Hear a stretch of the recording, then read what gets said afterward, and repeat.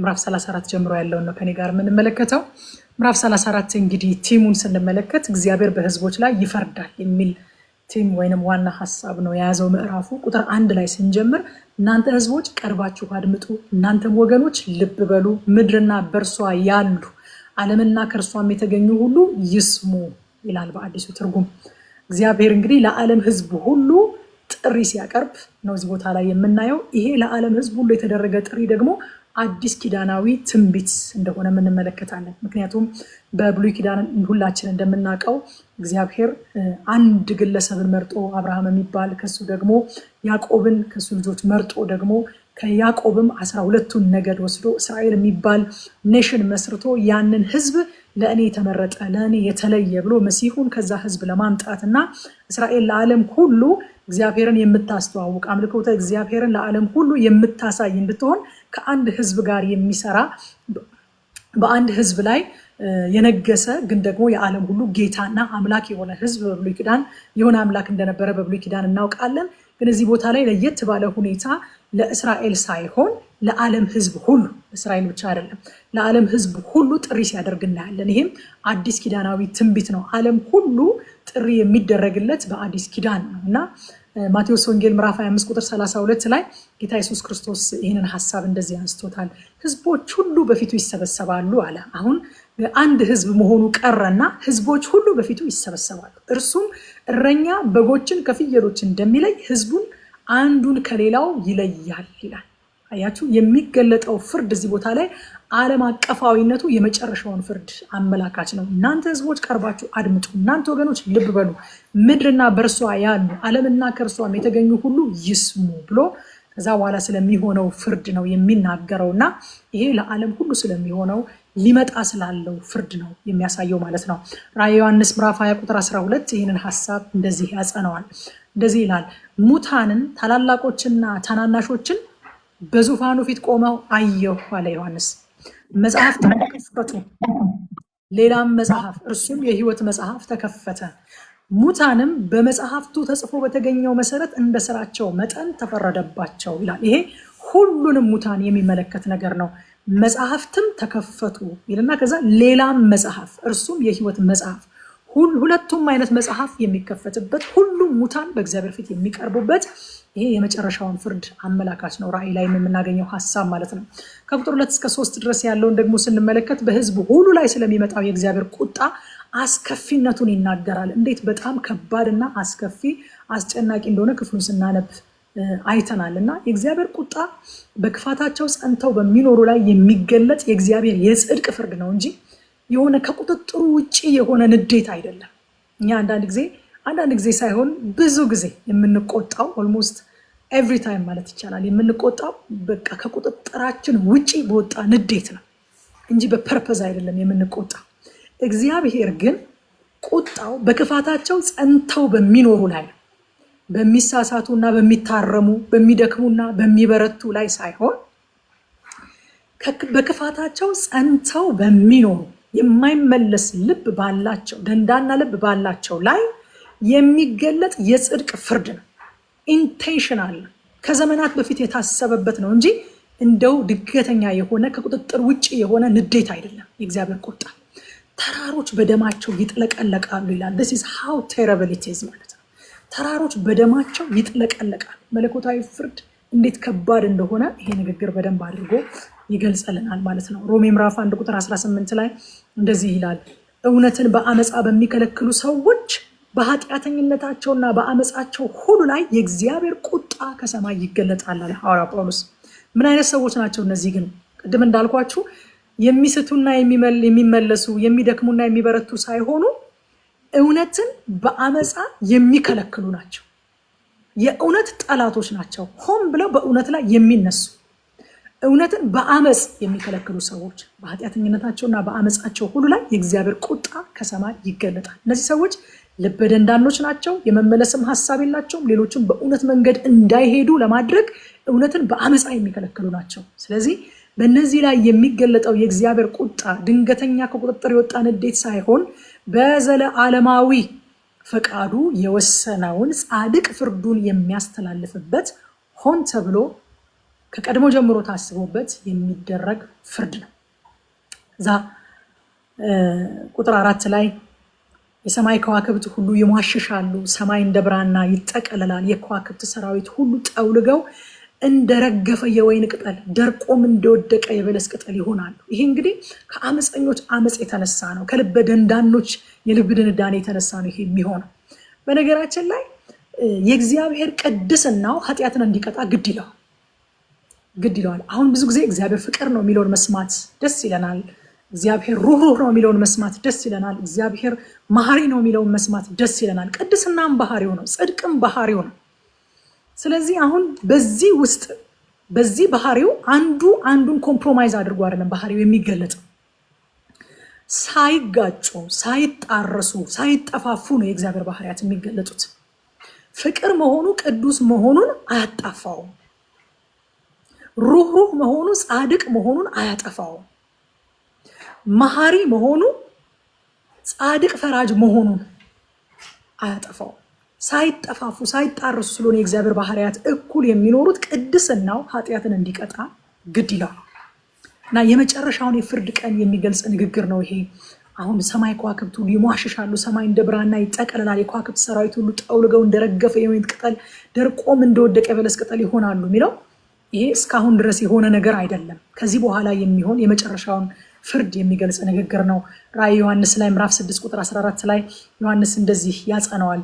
ሰማይም እንደ መጽሐፍ ተጠቅልሎ አለፈ፣ ተራሮችና ደሴቶች ሁሉ ከስፍራቸው ተወሰዱ ብሎ ስለ መጨረሻው ፍርድ እንደዚህ ብሎ ያጸነዋል። ማቴዎስ ወንጌል ላይም ጌታችን ምዕራፍ 24 ቁጥር 29 ላይ ስለዚሁ ቀን ሲናገር እንደዚህ ይላል፣ ከዚያችም ወራት መከራ በኋላ ወዲያው ፀሐይ ይጨልማል፣ ጨረቃም ብርሃኗን አትሰጥም፣ ከዋክብትም ከሰማይ ይወድቃሉ ይላል። ይሄ ምንድን ነው የሚያስረዳን ነገር? ትንቢተ ኢሳይያስ ላይ ቁጥር 4 ላይ ያገኘነው፣ ራዕይ ዮሐንስ 6:14 ላይ ያገኘነው፣ ማቴዎስ 24:29 ላይ ያገኘነው ሀሳብ በአጠቃላይ ምን ያስረዳናል ስንል በዚያች ቀን ፍጥረት ሁሉ ይናወጣል። ፍጥረት ሁሉ ይናወጣል። ግን ያለ መናወጥ ለዘላለም ጸንታ የምትኖር አንድ መንግስት ግን አለች፣ የእግዚአብሔር መንግስት። ሃሌሉያ! ወደ እሷ የገቡ ብቻ ጸንተው ይኖራሉ። ከዛ ውጭ ያለው ነገር ሁሉ ግን ይናወጣል። በቀደምም ስናይ ነበር አይደለ? አንድ ጊዜ ሰማይንና ምድርን ደግሜ ያናውጣለሁ እንዳለ እግዚአብሔር፣ በሰማይም ሆነ በምድር በፍርድ ቀን የሚሸሽግ ከእግዚአብሔር ቁጣ የሚያስመልጥ በእግዚአብሔር ቁጣ ቀን ችሎ ሸሽጎና ሰውሮ የሚይዝ ምንም አይነት ፍጥረት የለም። ሰማይም ያላትን ትሰጣለች፣ ምድርም ያላትን ታስወጣለች። ከቁጣው ፊት ማንም ሊሸሽገን አይችልም። እግዚአብሔር ራሱ የሰጠን መሸሸጊያ አለታችን ኢየሱስ ክርስቶስ ብቻ በዚያ የቁጣ ቀን ሊሸሽገን ይችላል። ጸንታ የምትኖር አንዲት መንግስት ብቻ አለች፣ እሷም የእግዚአብሔር መንግስት። መንግስታት ይናወጣሉ፣ ተራሮች ይናወጣሉ። የተፈጠረ ነገር የማይናወጥ ነገር የለም። በዚያን ቀን ግን የማትናወጥ መንግስት አለች፣ የእግዚአብሔር መንግስት። ሃሌሉያ! ዕብራውያን ምዕራፍ 12 ቁጥር 28 ላይ ጥሩ አድርጎ የዕብራውያን ጸሐፊ ይህንን ሀሳብ ይገልጸዋል። እንደዚህ ይላል፣ ስለዚህ የማይናወጥን መንግስት ስለምንቀበል። በእውነት ይሄ ሀሳብ አሁን የመንግስታትን መናወጥ፣ የሰማያትን መናወጥ፣ የተራሮችን የምድርን መናወጥ፣ የከዋክብትን መናወጥ፣ ይህን ሁሉ ነገር ካነበባችሁ በኋላ በዚህ መነጽር ሆናችሁ ይህንን ቃል ስታነቡት በጣም ልባችሁን አልነካውም? እኔ በጣም ልቤ ተነካ። ይህንን ኢሳያስ ላይ ያለውን፣ ራዕይ ላይ ያለውን፣ ማቴዎስ ላይ ያለውን ነውጥ ካነበብኩኝ በኋላ ዕብራውያን 12:28 በጣም ትርጉም ሰጠኝ። የማይናወጥ መንግስት ስለምንቀበል የሚለው ለካ ዕብራውያን ጸሐፊ ሁሉ ስለሚናወጥ ነው። ከዚያች መንግስት ውጭ የማይናወጥ መንግስት የለም። ከዚያች መንግስት ውጭ ያለ የማይናወጥ ፍጥረት የለም። የማይናወጥን መንግስት ስለምንቀበል በማክበርና በፍርሃት እግዚአብሔርን ደስ እያሰኘን የምናመልክበትን ጸጋ እንያዝ ይላል። ሃሌሉያ! የማይናወጥ መንግስት እንቀበላለን ወዳጆች፣ የማይናወጥ መንግስት። በእውነት በዚህ ብርሃን እንድታነቡትና በዚህ ቃል ሪጆይስ እንድታደርጉ የማይናወጥን መንግስት ስለምንቀበል እግዚአብሔርን ጊዜ ወስዳችሁ እንድታመሰግኑ እውነት ላበረታታችሁ ፈልጋለሁ። እኔ ፖዝ አደረግኩኝ እያጠናሁኝ፣ አሃ የዕብራውያን ጸሐፊ ለካ የማይናወጥ መንግስት ስለምንቀበል ብሎ ቢግ ዲል ያደረገው እንደ ዋዛ ዝም ብለን ገረፍ አድርገን አንብበን ያለፍነው ለካ መንግስታት ሁሉ በዛን ቀን ይናወጣሉ። ለካ በዛን ቀን ማምለጫ መሸሸጊያ የለም። አሁን እኮ አንድ ሀገር ላይ ነውጥ ሲነሳ በቃ በድንበርም በኤርፖርትም በምንም ወጥቶ ነውጥ የሌለበት የሚቀጥለው ሀገር ላይ ሄደው ሰዎች መሸሸግ፣ ማረፍ፣ ማምለጥ፣ መትረፍ ይችላሉ እኮ። በዚያ ቀን የማይናወጥ መንግስት የለም። የማይናወጥ መንግስት የለም። መጠጊያ የለም። ማምለጫ የለም። የማይናወጥ መንግስትን ስለምንቀበል እኔና እናንተ ግን ሃሌሉያ በማክበርና በፍርሃት እግዚአብሔርን ደስ እያሰኘን የምናመልክበትን ጸጋ እንያዝ ይለናል። ከቁጥር 5 እስከ 7 በኤዶም ላይ የተነገረ ትንቢት እናገኛለን። እንግዲህ ኤዶማውያን፣ ኤዶም ማለት ኤሳ ማለት ነው፣ ጠጉራም ማለት ነው ኤዶም ማለት እና የኤሳው ሌላኛው ስሙ እንደምታስታውሱት ኤሳው ጠጉራም ነበር አይደለም። ያዕቆብ እንኳን ኤሳውን መስሎ ይስሐቅን ማታለል ሲፈልግ እኮ የበግ ጠጉር ወስዶ እጁ ላይ ለጥፎ ነው። እና ጠጉራም ማለት ነው፣ ቀይ ጠጉራም ማለት ነው ኤዶም ማለት እና የኤሳው ስም ነው። ኤዶማውያን የኤሳው ዘሮች ናቸው። እንግዲህ የኤሳው ዘሮች ደግሞ እግዚአብሔርን እና የእግዚአብሔርን ሕዝብ የያዕቆብን ዘሮች ጸንተው ለዘመናት የሚቃወሙ ሕዝብ ናቸው። ለዘመናት የእግዚአብሔርን ሐሳብ ይቃወማሉ፣ እግዚአብሔርን ይቃወማሉ። የእግዚአብሔርን ምርጦች እግዚአብሔር የመረጠውን ሕዝብ ያዕቆብና ዘሮቹን በመቃወም የታወቁ ናቸው። አያችሁ፣ ኤዶማዊነት ዛሬም የሚሰራ መንፈስ ነው። ከኤሳው በስጋ መወለድ ብቻ አይደለም። ኤዶማዊነት እግዚአብሔርንና የእግዚአብሔርን ሕዝብ የሚቃወም መንፈስም ነው። ኤዶማዊነት ዛሬም ይሰራል። ኤዶማዊነት ቤተክርስቲያንን ያሳድዳል፣ ቤተክርስቲያንን ይቃወማል፣ ወንጌልን ይቃወማል፣ የተመረጠውን ሕዝብ ይቃወማል፣ የእግዚአብሔርን ሐሳብ ይቃወማል፣ ጸንቶ ይቃወማል። ኤዶማዊነት መንፈስ ነው፣ ዛሬም የሚሰራ ማለት ነው። እግዚአብሔር በቀኑ መጨረሻ ግን ይህንን መንፈስ ይቀጠዋል። እርሱንና የእርሱ የሆኑትን ጸንቶ የሚቃወምን የኤዶምን መንፈስ እግዚአብሔር at the end of the day ይቀጠዋል። ያለ ቅጣት አይተውም። ይሄ ነው በኤዶም ላይ የተነገረው ነገር የሚያስተምረን። ከሌሎች ጋር አብረው ይሞታሉ ይላል። በጣም የገረመኝ ከቃሉ መሃል 5 እስከ 7 ካሉ ከሌሎች ጋር አብረው ይሞታሉ። ዋው! እናንተ ዛሬ ጽኑዓን የሚመስሉ የእግዚአብሔርን ሕዝብና እግዚአብሔርን የሚቋቋሙ ሁሉም አንድ ቀን እነርሱም ከሌሎች ከእግዚአብሔር ጠላቶች ጋር አብረው ይሞታል። የማይሞት የለም፣ ለሞት እጅ የማይሰጥ የለም። ነበሩ የዛሬ 60 ዓመት፣ ነበሩ የዛሬ 70 ዓመት፣ ነበሩ የዛሬ 50 ዓመት፣ ነበሩ የዛሬ 40 ዓመት ቤተክርስቲያንን ያሳደዱ፣ ወንጌልን ያሳደዱ እነርሱም ከሌሎች ጋር አብረው ይሞታሉ። የማይሞት ለዘላለም ጸንቶ የሚኖር በሱ የሚያምኑትን ለዘላለም የሚያኖር የዘላለም አምላክ እኔና አንተ የምናመልከው እኔና አንቺ የምናመልከው የእስራኤል ቅዱስ እግዚአብሔር ብቻ። ጠላቶቹ ከሌሎች ጋር ይሞታሉ፣ አፍተሮል ይሞታሉ ይላል። በቃ ኤዶማውያን ጽኑዓን ናቸው። የሚሞቱ አይመስሉም። አይገርምም? የሚሞቱ አይመስሉም። ጸንተው ሲቋቋሙ የሚሞቱ አይመስሉም፣ የሚጠፉ አይመስሉም፣ የሚሸነፉ የሚታለፉ አይመስሉም። ያዕቆብ ካስታወሳችሁ እግዚአብሔር ወደ ምድር ተመለስ ሲለው ወደ ምድሩ ለመመለስ ሲነሳ ከላባ ተሰናብቶ ያሰጋው ምድረ በዳው አይደለም፣ ያሰጋው በምድረ በዳ ላይ አውሬ ይገጥመኛል ብሎ አይደለም። ወንድሙ ኤሳውን ኤዶምን ነው የፈራው። ኤዶምን የሚሞት አይመስልም፣ የሚሸነፍ አይመስልም፣ የሚታለፍ አይመስልም። ዛሬም ወንጌልን የሚቋቋሙ ቤተክርስቲያንን የሚቋቋሙ ወንጌል ይቀጥላል። ሐዋርያው ጳውሎስ እንዳለ አይታሰርም የእግዚአብሔር ቃል አለ። እኔ ብታሰር የእግዚአብሔር ቃል አይታሰርም አለ። ሐዋርያቱን አሰሯቸው፣ ዘቅዝቀው ሰቀሏቸው፣ ቆዳቸውን ገፈፏቸው፣ በዘይት ቀቀሏቸው። መልእክቱን ግን ማሰርም መቀቀልም ማጥፋትም አይቻልም። የማይጠፋ እሳት ነው ለኩሶ የሄደው ጌታ ኢየሱስ ክርስቶስ። እሳት ልጥል መጥቻለሁ እንዳለ ከነደደ ዘንዳ ምን እፈልጋለሁ? አንድ ጊዜ አንድ ዶት ሄዷል ወንድሜ። በእኔና በእናንተ ይኸው ቀጥሎ ቢሊዮኖች እየተከተሉት አለ መልእክቱ። በ12 ሰዎች የጀመረ መልእክት ማለት ነው። እግዚአብሔርንና የእግዚአብሔርን መልእክት የእግዚአብሔርን ሕዝብ የሚቃወሙ ልክ እንደሌሎቹ ይሞታሉ። የእግዚአብሔር ቃል ግን አይሞትም። ወንጌል ግን አይሞትም። የእግዚአብሔር ሐሳብ ግን አይሞትም። ቤተክርስቲያን ግን አትጠፋም፣ ትቀጥላለች። ቁጥር 8 ላይ እግዚአብሔር ለጽዮን ለመከላከልና የበቀል እርምጃ ለመውሰድ የሚመጣበትን ዓመትና ቀን ወስኗል ይላል አዲሱ ትርጉም። ወስኗል። እግዚአብሔር የፍርድ ቀን ቀጥሯል፣ የበቀል ቀን ቀጥሯል። እግዚአብሔር ቀጥሯል። ሮሜ ምዕራፍ 2 ቁጥር 5 ላይ ሐዋርያው ጳውሎስ እንደዚህ አለ፣ ነገር ግን እንደ ጥንካሬህና ንስሐ እንደማይገባ ልብህ የእግዚአብሔር ቀን ፍርድ በሚገለጥበት በቁጣ ቀን ቁጣን በራስህ ላይ ታከማቻለህ ይላል። የእግዚአብሔር ቀን ፍርድ የሚገለጥበት ቀን ይመጣል። ፍርድ እኮ ከባድ ነው። ፍርድ እኮ በጣም አሰቃቂ ነው። ቅድም እንደሰማችሁት ነው። በጣም አሰቃቂ እኮ ነው ፍርዱ፣ ግን ቅን ነው። አይገርማችሁም? ቅን ነው። ይፈርድላቸዋል ለጽዮን ለመከላከልና የበቀል እርምጃ ለመውሰድ ነው እግዚአብሔር የሚፈርደው። ስለዚህ ፍርዱ ቅን ነው። ማቴዎስ 12:36 ላይ ደግሞ ጌታችን እንደዚህ ያለ፣ እኔ እላችኋለሁ ሰዎች ስለሚናገሩት ስለ ከንቱ ነገር ሁሉ በፍርድ ቀን መልስ ይሰጡበታል አለ። የፍርድ ቀን አለ፣ እያንዳንዱ ስለተናገረው ነገር መልስ የሚሰጥበት በእግዚአብሔር ቃል ላይ፣ በእግዚአብሔር ሕዝብ ላይ፣ በጌታችን ላይ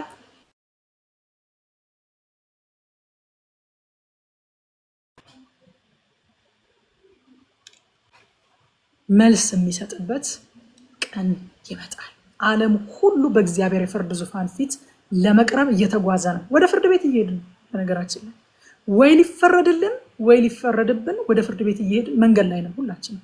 እግዚአብሔር ቀን ቀጥሯል፣ ዙፋን ዘርግቶ በዓለም ላይ ያለውን ሕዝብ ሁሉ በፊቱ አስቀምጦ የሚፈርድበት አቁሞ የሚፈርድበት ቀን ቀጥሯል እግዚአብሔር። ወደዛ እየተጓዘን ነው ሁላችንም፣ ወይ ሊፈረድብን ወይ ሊፈረድልን።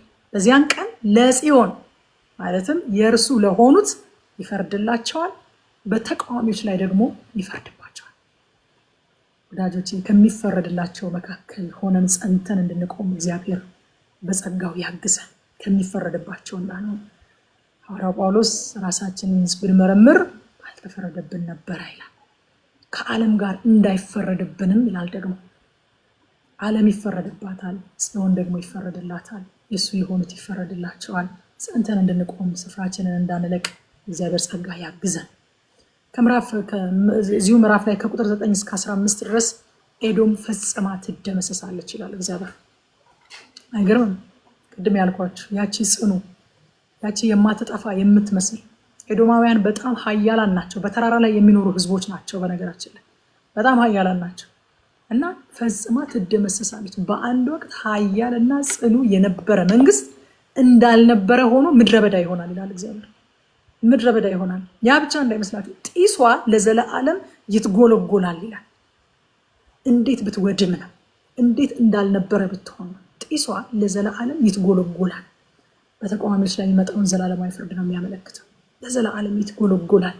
ዮሐንስ 14:11 ላይ ዮሐንስ እንደዚህ አለ፣ የስቃያቸውን ጢስ ለዘለዓለም እስከ ዘላለም ድረስ ይወጣል። ለአውሬውና ለምስሉም የሚሰግዱ የስሙንም ምልክት የሚቀበል ሁሉ ቀንና ሌሊት ረፍት የላቸውም ይላል። የኤዶማዊነት ተቃዋሚነት ነው ብያቸዋለሁ። ያ መንፈስ ራእይ ዮሐንስ ድረስ ሄዶ የሚደርስበትን ነገር ዮሐንስ በራእይ አይቶ ነግሮናል። ምዕራፍ 19 እዛው ራእይ ላይ ቁጥር 3 ላይ ደግሞ እንደዚህ ይላል፣ ደግመውም ሃሌሉያ አሉ፣ ጢሷም ለዘላለም እስከ ዘላለም ይወጣል። ለዘላለም እስከ ዘላለም ይወጣል ይላሉ። እዛ በኋላ ከቁጥር 16 እስከ 17 ደግሞ ያለው ሀሳብ የሚያመለክተን የእግዚአብሔርን ቃል ዘላለማዊነትና የእግዚአብሔርን ቃል ተአማኒነት ትረስት ወርዚ መሆኑን ቃሉ ነው የሚያሳየን። ለአንበባው 16 እስከ 17 ስለ ሕያዋን ፍጥረት ሁሉ በእግዚአብሔር መጽሐፍ የተጻፈውን ፈልጋችሁ አንብቡ ይላል። በእግዚአብሔር መጽሐፍ። ይሄ መጽሐፍ የማን መጽሐፍ ነው? የእግዚአብሔር መጽሐፍ። የእግዚአብሔር መጽሐፍ። ስለ ሕያዋን ፍጥረት ሁሉ በእግዚአብሔር መጽሐፍ የተጻፈውን ፈልጋችሁ አንብቡ። እግዚአብሔር ለካ መጽሐፍ አለው። ከእነዚህ ፍጥረቶች አንዱስ እንኳ አይጠፋም። የኑሮ ጓደኛ አጥቶ ብቻውን የሚኖር አይገኝም። እግዚአብሔር ራሱ ይህ እንዲሆን ስላዘዘ እርሱ ራሱ በህብረት እንዲኖሩ ያደርጋቸዋል። እግዚአብሔር እያንዳንዳቸው የት መኖር እንደሚገባቸው ወሰነ። ከትውልድ ወደ ትውልድ እየተላለፈ ለዘላለም ይኖርበታል። በእግዚአብሔር መጽሐፍ የተጻፈ ነገር ሁሉ መፈጸሙ አይቀርም ወዳጆች። እስከ ዛሬ ድረስ በእግዚአብሔር መጽሐፍ የተጻፈው ነገር የዛሬ 2000 ዓመት የዛሬ 1500 ዓመት በእግዚአብሔር መጽሐፍ የተጻፈው ነገር ፍጻሜ ካገኘ ከዚህ በኋላም በእግዚአብሔር መጽሐፍ ላይ ተጽፎ ያለ ይሆናል ይፈጸማል የተባለ ነገር የማይፈጸምበት ምክንያት የለም። እኔ ሁል ጊዜ ላለሁኝ እግዚአብሔር ደርሶ በእኔ ዘመን ሐሳቡን አይቀይር። እስከ ዛሬ ዋሽቶ የማያውቅ እግዚአብሔር፣ እስከ ዛሬ የተናገረውን ነገር ሳይፈጽም ቀርቶ የማያውቅ እግዚአብሔር፣ እስከ ዛሬ ቃሉን አጥፎ የማያውቅ እግዚአብሔር፣ እስከ ዛሬ ተጸጽቶ ውይ ይሄ መሆኑን ሳላውቅ ነበር እንደዚህ ያልኩት ብሎ የማያውቅ እግዚአብሔር፣ በአባቶቼ ላይ ያላደረገውን ነገር ደርሶ በእኔ ላይ አያደርገው። ደርሶ በእኔ ዘመን የሚቀየር እግዚአብሔር የለም። እኔ እግዚአብሔር አልለወጥም አለ ሚልክያስ ነው። በቃ ስለራሱ ሲናገር አንድ የተረጋገጠ ነገር እኔ እግዚአብሔር አልለወጥም። በእግዚአብሔር መጽሐፍ ላይ የተጻፈ ነገር ይፈጸማል። ጌታ ኢየሱስ ክርስቶስን የዕብራውያን ጸሐፊ በዕብራውያን ምዕራፍ 13 ቁጥር 5 ላይ ሲገልጸው ጌታ ኢየሱስ ክርስቶስ ትናንትናም ዛሬም ለዘለዓለሙ ያው ነው። ኢየሱስ ያው ሐዋርያቱ ላይ ካልተለወጠባቸው እኔና እናንተ ላይ ለምን ይለወጥብናል? ለምን ይለወጥብናል? ወዳጆቼ አንድ በጣም የተወደደ የቤተክርስቲያን አባት ፖሊካርፕ የሚባል የቤተክርስቲያን አባት በ87 ዓመቱ የዮሐንስ ደቀ መዝሙር ነበር።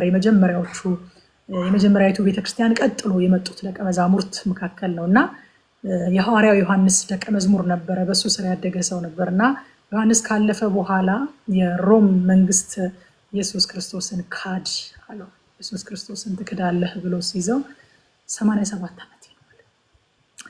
በእነዚህ ባለፉት 87 ዓመታት ሳይደክም ሳይታክት ፊቱን ሳያጠቁርብኝ ተሸክሞኝ ሳይለወጥብኝ እዚህ አድርሶኛል አለ። አሁን ዛሬ በ87 ዓመቴ እኔ ምን አጎደልክብኝ ብዬ ነው የምለወጥበት? እሱ እስከ ዛሬ ድረስ ካልተለወጠብኝ እኔ ከዚህ በኋላ ምን አደረገኝ ብዬ ምን አጎደለብኝ ብዬ ነው ኢየሱስ ላይ የምለወጥበት?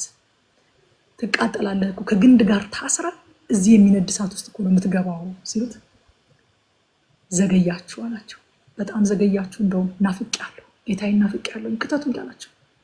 አልማሩትም ወዳጆቼ፣ ፌሪቴል አይደለም የምነግራችሁ። ከግንድ ጋር አስረው ወደሚቃጠል እሳት ውስጥ ከተውት በቁም ህይወቱ ያለ ነው በእሳት ተቃጥሎ የሞተው።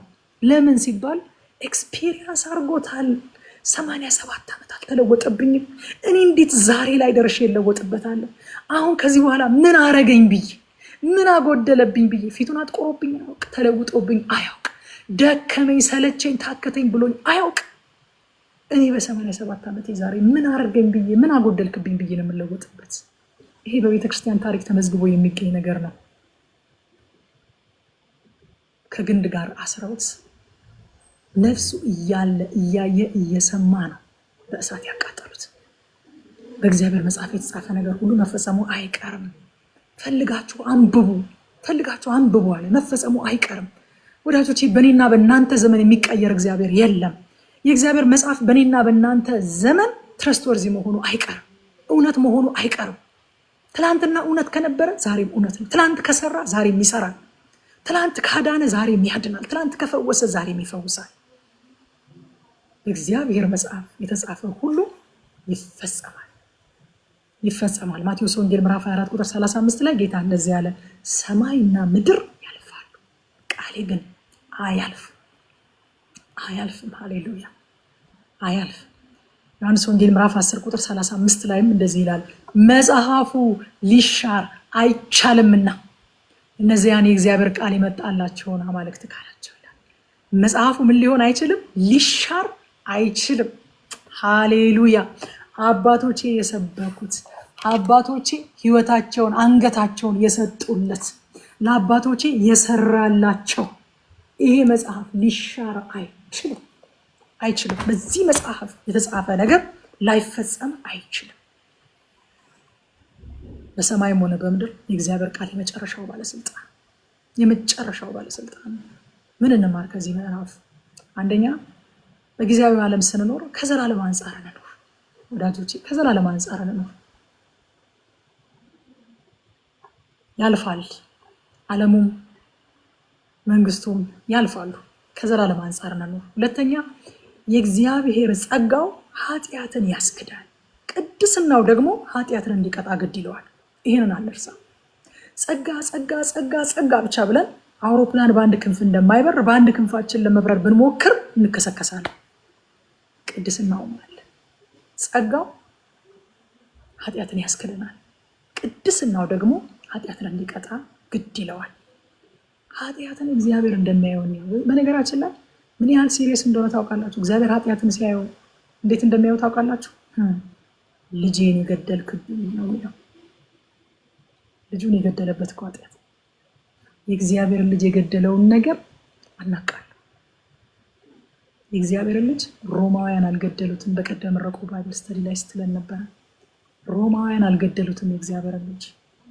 የግሪክ ሰዎች አልገደሉትም።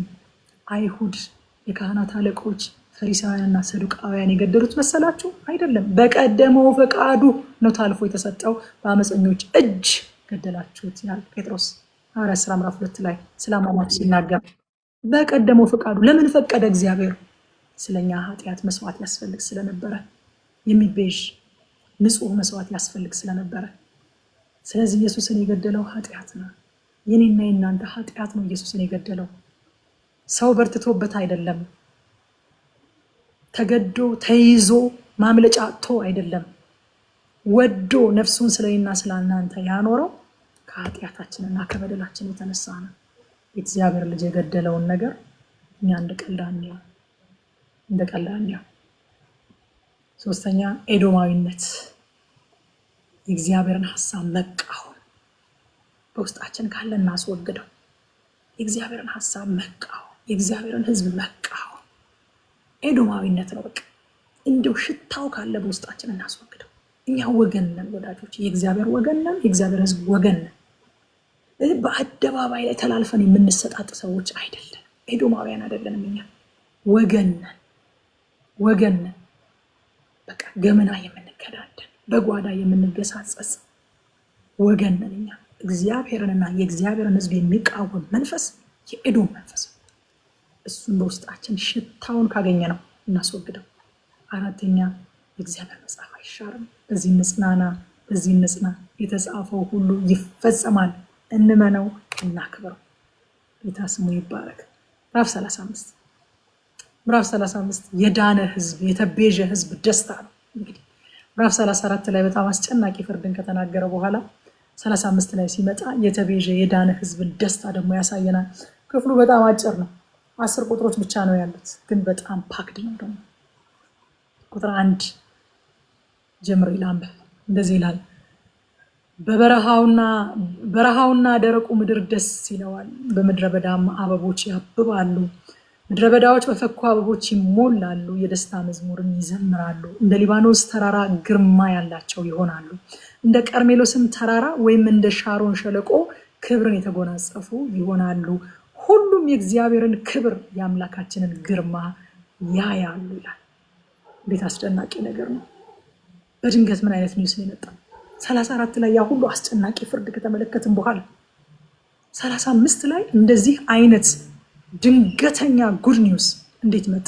ይሄ ወዳጆቼ በመለኮታዊ ጣልቃ ገብነት ብቻ ነው የሚሆነው። እግዚአብሔር በመለኮታዊ ኃይሉ ጣልቃ ካልገባ በስተቀር ከምዕራፍ 34 ወደ ምዕራፍ 35 መምጣት አይቻልም። ደረቅ ነገር እንዲያበቅልና እንዲያፈራ የውሃ ሽታ ያስፈልገዋል ግዴታ። በረሃውና ደረቁ ምድር ደስ ይለዋል፣ በምድረ በዳ አበቦች ያብባሉ። በደረቅ ምድር ፍሬ ለማግኘት ግዴታ የእግዚአብሔር ጣልቃ ገብነት ያስፈልጋል። ግዴታ የውሃ ሽታ ያስፈልጋል። ምድረ በዳዎች በፈኩ አበቦች ይሞላሉ ይላል። ያለ ውሃ ሽታ ምድረ በዳ ላይ ምንም ነገር መብቀል አይችልም። ምንም ነገር። ይሄና የእናንተ ህይወት እኮ ይሄ ነበረ፣ ምድረ በዳ፣ ደረቅ ምድር። ከዚያስ ጌታችን መጣና ሃሌሉያ። ዮሐንስ ወንጌል ምዕራፍ 7 ቁጥር 38 ላይ በእኔ የሚያምን አለ። በእኔ የሚያምን መጽሐፍ እንዳለ የሆነ ያካፋበታል፣ የሆነ ትንሽ አርከፈክፍበታለሁ፣ ትንሽ የሆነ ውሃ እልክለታለሁ ሳይሆን የህይወት ውሃ ወንዝ ከሆዱ ይፈልቃል ብሎ ጮኸ ይላል። እናንተ ኢየሱስ ጮኸ የሚል ቦታ 2 ቦታ ነው ያለው። አንዱ እዚህ ጋር ጮኸ። በእኔ የሚያምን መጽሐፍ እንዳለ ማን ነው ጌታ ሆይ? በእኔ የሚያምን ሁሉ። እንደው ሩቅ ያለ ነው። አዎ በእኔ የሚያምን ሁሉ እንደው ከጥሙ ይረካልም እኮ አይደለም። ትንሽ ውሃ ልክለታለሁኝ አልፎ አልፎም አይደለም። ራሱ ሆዱ ውስጥ፣ ከሆዱ ውስጥ የህይወት ውሃ ወንዝ፣ ምንጭም አይደለም ወንዝ፣ which is ለሌሎች የሚተርፍ፣ ሌሎችን የሚያጠጣ የሚተርፍ ነገር የህይወት ውሃ ወንዝ ከሆዱ ይፈልቃል ብሎ ጮኸ። ሃሌሉያ። ይሄ እግዚአብሔር ብቻ ሊያደርገው የሚችልና እግዚአብሔር ብቻ ያደረገው ተአምራት ነው። ደረቅ የነበርነው እኔና እናንተ፣ ምድረ በዳ የነበረ ህይወት የነበረ እኔና እናንተ ለራሳችን ከመርካት ለራሳችን ከመረስረስ አልፈን ከሆዳችን ውስጥ የህይወት ውሃ ወንዝ እኮ ነው የፈለቀው። ጌታ ስሙ ይባረክ። በቃ በዚህ ብቻ እኮ ሰው ቁጭ ብሎ ዝም ብሎ ይሄንን እያሰላሰለ ሪጆይስ ቢያደርግ ያንስበታል። በእውነት የህይወት ውሃ ወንዝ፣ የህይወት ውሃ ወንዝ። እዛ ከቁጥር 3 እስከ 4 ድረስ እንደዚህ ይላል። የደከሙትን ክንዶች አጠንክሩ፣ የተብረከረኩ ጉልበቶችን አጽኑ። ፈሪ ልብ ላላቸው እነሆ አምላካችሁ ጠላቶቻችሁን ለመበቀልና የበደላቸውንም ዋጋ ለመክፈል መጥቶ ስለሚያድናችሁ በርቱ፣ አትፍሩ በሏቸው። የዕብራውያን ጸሐፊ በቀጥታ ነው ይህንን ጥቅስ የሚጠቅሰው።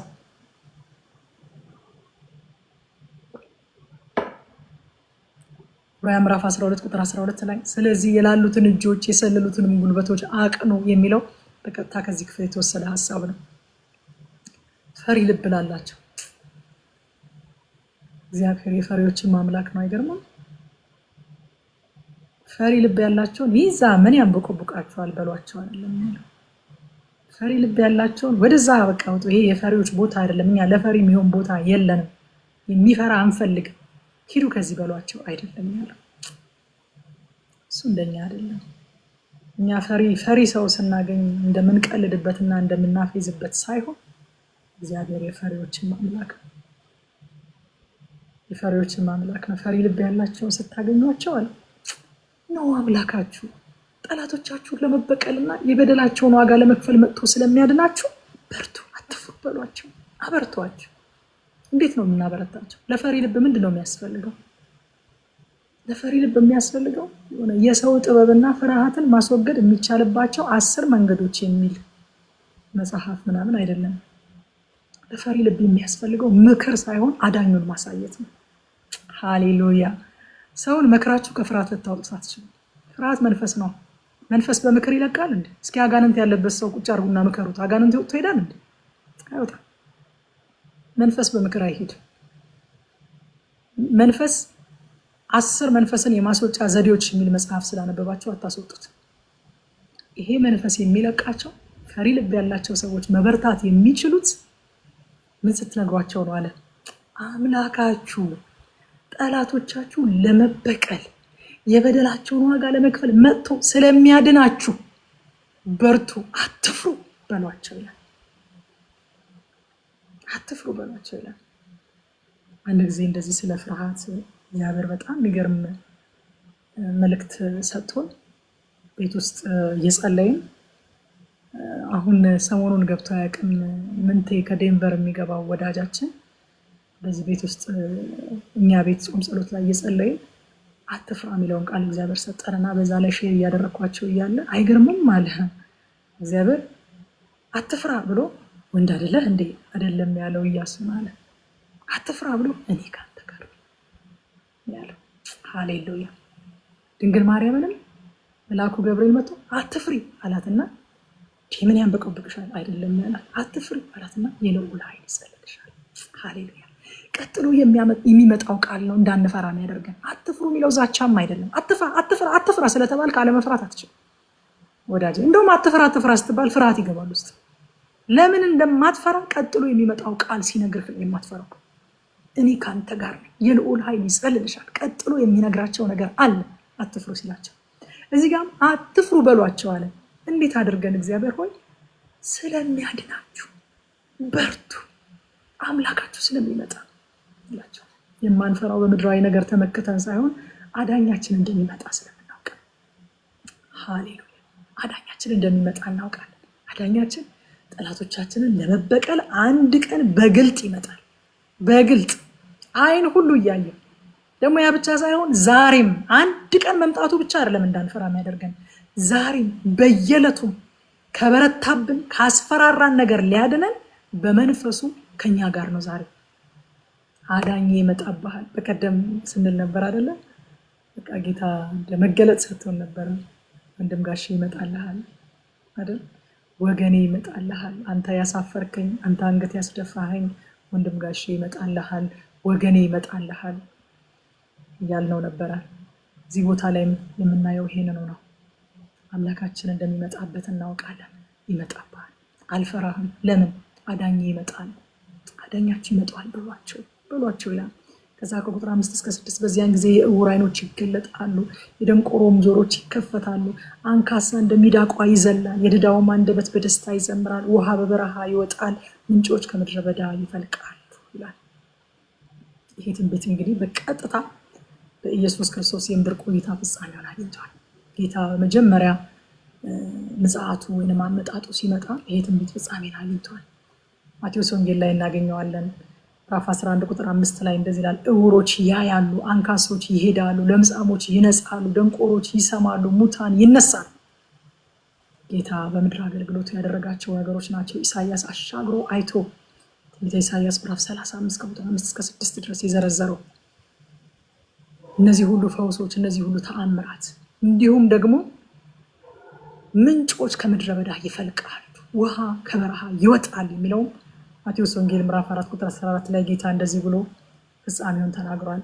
እኔ ከምሰጠው ውሃ የሚጠጣ ሁሉ ግን ለዘላለም አይጠማም አለና እኔ የምሰጠው ውሃ በእርሱ ውስጥ የዘላለም ሕይወት የሚፈልቅ የውሃ ምንጭ ይሆናል እንጂ አላት ይላል ለሳምራዊቷ ሴት። ጌታ ስሙ ይባረክ። ምድረ በዳ የነበሩ በረሃ የነበሩ እኔ ከምሰጠው ውሃ ሲጠጡ መርካት ብቻ አይደለም፣ ለዘላለም አለመጠማት ብቻ አይደለም፣ በእነርሱ ውስጥ ለዘላለም ሕይወት የሚፈልቅ የውሃ ምንጭ ይሆናል። ይህም ፍጻሜ አግኝቷል። ከቁጥር 8 እስከ 9 ድረስ በዚያ አውራ ጎዳና ይሆናል፣ የተቀደሰ መንገድ ተብሎ ይጠራል። የረከሱ አይሄዱበትም፣ በመንገዱ ላይ ላሉት ብቻ ይሆናል፣ ገራገሮችም ከመንገዱ አይስቱም። አንበሳ አይኖርበትም፣ ነጣቂ አውሬም አይወጣበትም። እነዚህማ በዚያ ስፍራ አይገኙም፣ አንበሳና አውሬ አይገኙም፣ ብቻ በዚያ ይሄዳሉ ይላል። ቅዱስ መንገድ፣ የተቀደሰ መንገድ፣ አውራ ጎዳና ይሆናል። ምን ተብሎ ይጠራል? የተቀደሰ መንገድ፣ ቅዱስ መንገድ ተብሎ ይጠራል። ይሄ መንገድስ ደግሞ የሚያዘጋጀው ማን ነው? ራሱ እግዚአብሔር ነው። አውራ ጎዳና ይሆናል፣ የተቀደሰ መንገድ ተብሎ ይጠራል። የሚያዘጋጀው ራሱ እግዚአብሔር ነው። መንገዱም ቅዱስ ነው፣ ቅዱስ መንገድ ነው። በነገራችን ላይ የመጀመሪያዎቹ የአዲስ ኪዳን አማኞች ክርስቲያን ተብለው በአንጾኪያ ከመጠራታቸው በፊት ማን ተብለው ይጠሩ እንደነበረ ታውቃላችሁ? የመንገዱ ተከታዮች ተብሎ ነበር የሚጠሩት። ኢየሱስ መንገዱ ተብሎ ነበር የሚጠራው። እኔ መንገድ ነኝ ይል ስለነበረ መንገዱ ተብሎ ነበር የሚጠራው። አማኞችም ክርስቲያን ከመባላቸው በፊት የመንገዱ ተከታዮች ተብሎ ነበር የሚጠሩት። ያ ኢሳያስ ያየው ቅዱስ መንገድ፣ እግዚአብሔር የሚያዘጋጀው ቅዱስ መንገድ ኢየሱስ ክርስቶስ ነው። ሃሌሉያ ሃሌሉያ። ሐዋርያት ሥራ ምዕራፍ 9 ቁጥር 2 ላይ ሐዋርያው ጳውሎስ እንደዚህ ይላል፣ በዚህ መንገድ ያሉትንም ሰዎች አያችሁ። በዚህ መንገድ የሚለው ኢየሱስ ክርስቶስን ነው። በመንገዱ ያሉት ሰዎች የሚላቸው ክርስቲያኖችን ነው። በዚህ መንገድ ያሉትንም ሰዎች ወንዶችንም ሴቶችንም ቢያገኝ እያሰረ ወደ ኢየሩሳሌም ያመጣቸው ዘንድ በደማስቆ ላሉት ምኩራቦች ደብዳቤ ከእርሱ ለመነ። ደብዳቤ ለመነ። ምን የሚል? በዚህ መንገድ ያሉትን ሰዎች፣ ይሄን መንገድ የሚከተሉትን፣ በቅዱሱ መንገድ እየሄዱ ያሉትን ሰዎች ለማሰር፣ ወንዶችንም ሴቶችንም፣ ወንዶችም ሴቶችም የሚሄዱበት እግዚአብሔር ያዘጋጀው ቅዱስ መንገድ ኢየሱስ ክርስቶስ፣ በዚህ መንገድ ላይ የሚሄዱትን ሊያሳስር ነበር ሐዋርያው ጳውሎስ ይወጣ። ሃሌሉያ። የተቀደሰው መንገዳችን ይህንን መንገድ ይላል ገራገሮች እንኳን አይስቱትም። እንደውም አንደኛው ትርጉም ሞኞች እንኳን አይስቱትም ይላል። ዋው! ውስብስብ አይደለማ። ይህን መንገድ ማወቅ የዓለም ጥበብ አይጠይቅማ፣ የዓለም ትምህርት አይጠይቅማ። ሞኞች ገራገሮች እንኳን አይስቱትም ይህንን መንገድ ይላል። መንገዱን ማግኘትና በመንገዱ ላይ መጓዝ የዚህን ዓለም ጥበብ የሚጠይቅ ነገር አይደለም። እንኳን አልጠየቀ እኔና እናንተ እንዴት እንገባ ነበር ወዳጆች? ብዙዎች አዋቂዎች፣ ብዙዎች ባለአባቶች፣ ብዙዎች ባለጠጎች ገብተውበት፣ ብዙዎች ጠቢባን ገብተውበት እኔና እናንተ እኮ ደጅ እንቀር ነበረ። ይሄ መንገድ ግን ቅዱስ ነው፣ ራሱ እግዚአብሔር ያዘጋጀው ነው። ደግሞስ ግልጽ ነው፣ ሲምፕል ነው። ሞኞች እንኳን አይስቱትም፣ ገራገሮች እንኳን አይስቱትም። አንዳንድ ጊዜ መጽሐፍ ቅዱስን የበለጠ ወደ ማጥናት፣ ወደ ማወቅ፣ ወደ መረዳት ስትጠጉ እንዴት ገባኝ፣ ምን ገብቶኝ ነበር ጌታን የተቀበልኩት ብላችሁ አስባችሁ አታውቁ? በእውነት ይገርመኛል። ዛሬ ላይ መጽሐፍ ቅዱስ እንደዚህ ሳነበው እንደዛ ስፍስፍ ብዬ የሆነ ነገር ልቤን ንክት አድርጎት ውስን ያደረኩትና ጌታን የተቀበልኩት ምን ገብቶኝ ነው? ሞኞች እንኳን እንዳይስቱት አድርጎ እግዚአብሔር መንገዱን ስላዘጋጀው፣ ገራገሮች እንኳን እንዳይስቱት አድርጎ በጣም ፕሪሺየስ ነው። በጣም ሆሊ ነው። በእግዚአብሔር የተዘጋጀ ነው። አት ዘ ሴም ታይም ሲምፕል ነው፣ ግልጽ። እዚህ ነው ጎስፕል ኢዝ ቬሪ ሲምፕል የምንለው። በቃ ሲምፕል፣ ግልጽ። ጠጋ ስትሉት እኮ የሚገርም ጥበብ ነው። የሚገርም ይሄ እንዴት ገብቶኝ ነው እሺ ያልኩት የምትሉት? እንዴት ገባኝ? መጀመሪያ ነገር እንዴት ገባኝ? እንዴት እሺ ያልኩኝ? እግዚአብሔር ያዘጋጀው ቅዱስ መንገድ በጣም ፕሪሺየስ የሆነ በሰው ሊዘጋጅ የማይችል ወደ እግዚአብሔር የሚያደርሰው ያ ብቸኛ መንገድ ግን ሲምፕል ነው፣ ግልጽ ነው፣ ክሊር ነው። እግዚአብሔር እንደዛ ስላደረገው ነው የገባን ወዳጆቼ፣ እንጂ እኛ የሚገባን ሆነን አይደለም። የሚሆኑት እያለ ማይሆኑትን መረጠ እኮ ነው። ማንሆን ሰዎች ነበርን እኮ፣ ማንሆን ሰዎች። አይገርማችሁ? ማንሆን ሰዎች ነበርን። ማንበብና መጻፍ የማይችሉ ሰዎች አንብበው ሪፈር አድርገው እውነት ነው የተናገርከው ነገር ከእግዚአብሔር ቃል ጋር ይሄዳል ሳይሉ ይህንን መንገድ ግን አይስቱት። አባቶቻችን ተምረው ተመራምረው ማንበብና መጻፍ ችለው አይደለም፣ እንደውም ጸልየው እኔ ቃልህን ማንበብ እፈልጋለሁ ጌታ ሆይ ግን አልተማርኩኝም፣ በቃ አይኔን ክፈት ብለው ሁሉ ካመኑ በኋላ ማንበብና መጻፍ የቻሉ አባቶቻችን አሉ። ለምን ካላችሁ እግዚአብሔር መንገዱን ሞኞች እንኳን እንዳይስቱት አድርጎታል። ገራገሮች እንዳይስቱት አድርጎታል። ህፃናት አይገርማችሁም? እኔ አንዳንድ ጊዜ ቤተክርስቲያን ውስጥ ይገርመኛል። ሰንዴ ስኩል ላይ ለህፃናት ሲጸለይ የ9 ዓመት የ10 ዓመት የ11 ዓመት የ12 ዓመት ልጆች በጌታ ፍቅር ተነክተው ሲያለቅሱ በቃ ጌታን ሲወዱት ስፍስፍ ሲሉ ምናምን ሳያቸው ሞኞች እንኳን እንዳይስቱት፣ ህፃናት እንኳን እንዳይስቱት አድርገህ መንገዱን እኮ ቀላል አድርገህ ሆኖ ላለሁ። በቃ ደግሞ መንገዱ ራሱ የሚሄዱበትን ከነጣቂ አውሬ ይጠብቃቸዋል። አይገርማችሁ? አንደኛ ቅዱስ ነው፣ ሆሊ ነው። ሁለተኛ እግዚአብሔር ነው ያዘጋጀው። ሶስተኛ ሲምፕል እና ግልጽ ነው። አራተኛ የሚሄዱበትን ከነጣቂ አውሬ ራሱ ይጠብቃቸዋል። የመንገድ ጠባቂ አይታችሁ ታውቃላችሁ? ታውቃላችሁ ወዳጆቼ? ከኢየሱስ ውጭ ማንም የለም። መንገድ ሆኖ ከነጣቂ አውሬ የሚጠብቃችሁ ኢየሱስ ነው። ዮሐንስ ወንጌል ምዕራፍ 10 ከቁጥር 28 እስከ 29 ድረስ እንደዚህ ይላል፣ እኔ የዘላለምን ሕይወት እሰጣቸዋለሁ፣ ለዘላለም አይጠፉም፣ ከእጄ ማንም አይነጥቃቸውም ማለት መንገድ ነኝ አለና፣ መንገድ ብቻ አይደለሁም ደግሞ ለዘላለም እንዳይጠፉ አድርጌ ከእጄ ማንም እንዳይነጥቃቸው አድርጌ ይዣቸዋል። ምክንያቱም የሰጠኝ አባቴ ከሁሉ ይበልጣል፣ ከአባቴ እጅ ሊነጥቃቸው ማንም አይችልም፣ ማንም አይችልም ማለት የሚጠብቅ መንገድ፣ ቅዱስ መንገድ፣ እግዚአብሔር ያዘጋጀው መንገድ፣ በጣም ፕሪሺየስ መንገድ፣ በጣም ሲምፕል እና ክሊር የሆነ መንገድ፣ ደግሞስ የሚሄዱበትን ከነጣቂ አውሬ የሚጠብቅ መንገድ። ቁጥር 10 ላይ እግዚአብሔር የዋጃቸው ይመለሳሉ፣ እየዘመሩም ወደ ጽዮን ይገባሉ፣ ዘላለማዊ ደስታን እንደ አክሊል ይቀዳጁታል፣ ፍስሐና ሐሴት ያገኛሉ፣ ሐዘንና ትካዜ ከዚያ ይሸሻሉ። ሃሌሉያ! እነዚህ እግዚአብሔር የዋጃቸው ሰዎች መትረፍ፣ ማምለጥ፣ ሰርቫይቭ ማድረግ ብቻ ሳይሆን ሐዘን ለዘላለም ከነሱ ይርቃል፣ ዘላለማዊ ደስታን እንደ አክሊል ይቀዳጃሉ። ይቀምሰዋታል እኮ አይደለም፣ ዘላለማዊ ደስታን እንደ አክሊል ይቀዳጃሉ። ሐዘን ደግሞ ከነሱ ይርቃል። It's not a matter of survival። የሆነ ከሲኦል ማምለጥ፣ አዎ በጣም ትልቅ አስደናቂ ነገር እኮ ነው። ከሞት መትረፍ፣ በመሞት ፋንታ በህይወት መኖር እጅግ በጣም አስደናቂ ነገር ነው። ግን እሱ ብቻ አይደለም ይለናል፣ ሐዘን ከነሱ ለዘላለም ይርቃል። የደስታን ደግሞ ሐዘንና ትካዜ ይሸሻቸዋል፣ ፍስሐና ሐሴትን ደግሞ ይቀዳጁታል፣ እንደ አክሊል ይቀዳጁታል።